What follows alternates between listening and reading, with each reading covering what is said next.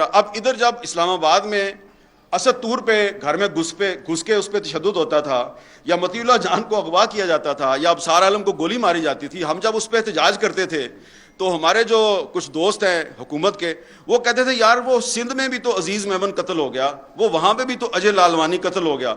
हम कहते थे हम उसकी भी मजम्मत करते हैं, जो इस्लामाबाद में हो रहा है इसकी भी मजम्मत करते हैं। तो आपको स्टैंड तो लें, स्टैंड किसी ने नहीं लिया। लेकिन I must pay tribute and my salute to doctor Shireen Mazari. Ultimately तो वो डॉक्टर शीरी मज़ारी ने भी ये क्रेडिट खान साहब को दे देना है, लेकिन इन्होंने कुछ इश्यूज पे स्टैंड लिया। खास तौर पे जो जर्नलिस्ट प्रोटेक्शन बिल था, वो तमाम ये जो पीटीआई के दौरे हुकूमत की खामियां हैं, उस दौर में मेरे भी बहुत से इंटरव्यू बंद हुए, मैंने भी बड़े मुजाहरे किए, बड़ी तनकीद की, लेकिन जिस तरीके से 2.5 साल लगा के इन्होंने जर्नलिस्ट प्रोटेक्शन बिल जो है उसको मंजूर करवाया। और कभी कभी मैं सुनता हूं कि आजकल पीटीआई वाले कहते हैं बड़े राज हैं, हम सामने ले आएंगे।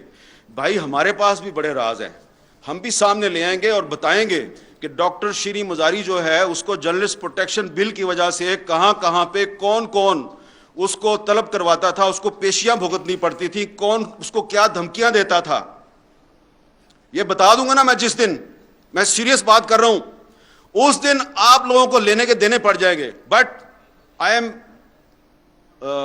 Not here to embarrass anyone.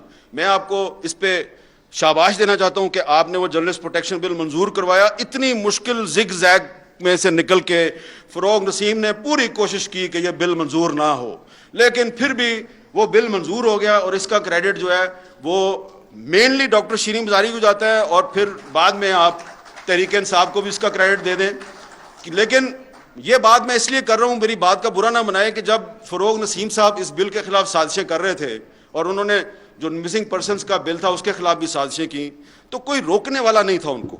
ये बड़ा प्रॉब्लम है कि आप उसको रोक नहीं रहे थे। और मुझे पता है कि मुझे कहां कहां से प्रेशर आता था कि यार ये तुम क्यों ये शीरी मज़ारी के बिल को लिए फिर रहे हो। जब उसको पीएफयूजे ने सपोर्ट कर दिया और उसको human rights commission of Pakistan ने सपोर्ट कर दिया, और मुझे आईए रहमान मरहूम ने कहा, मैंने जब उनको जाके उसका ड्राफ्ट रखा तो आईए रहमान साहब ने कहा हामिद ये बिल मंजूर हो जाएगा। मैंने कहा सर हो जाएगा।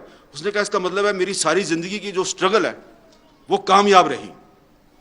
वो बिल मंजूर हो गया, वो बिल मंजूर हो गया। लेकिन फिर क्या हुआ कि फिर उसमें एक कमीशन बनना था कि किसी सहाफ़ी पे जब हमला होता है तो वो कमीशन जो है उसने इंक्वायरी करनी थी, और उस कमीशन में वर्किंग जर्नलिस्ट की तादाद ज़्यादा थी।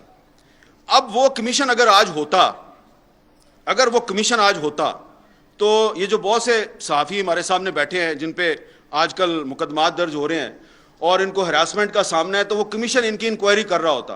ना वो कमीशन बन सका, ना ही उस कमीशन का सरबराह जो है उसकी तकर्री हो सकी। लिहाजा ये जो मिसाके सहाफ़त है, इसमें एक चीज़ ये भी शामिल होनी चाहिए कि जो पिछले दौर में जो जर्नलिस्ट प्रोटेक्शन बिल बनाया गया था, उस जर्नलिस्ट प्रोटेक्शन बिल में जो कमीशन है उसको कमीशन की तश्कील मुकम्मल की जाए, उसका चेयरमैन लाया जाए। क्योंकि अगर वो कमीशन नहीं बनेगा तो इसका मतलब है कि जर्नलिस्ट प्रोटेक्शन बिल जो है वो सिर्फ एक डॉक्यूमेंट है और उसकी कोई प्रैक्टिकल हैसियत नहीं है। वो बिल जो है वो ज़रूर बनना चाहिए, और अगर वो बिल नहीं बनता तो इसका मतलब है कि फिर ये जो इस वक्त हुकूमत है, ये आज़ादी सहाफ़त जो है उसमें उतनी सिंसियर नहीं है जितने के दावे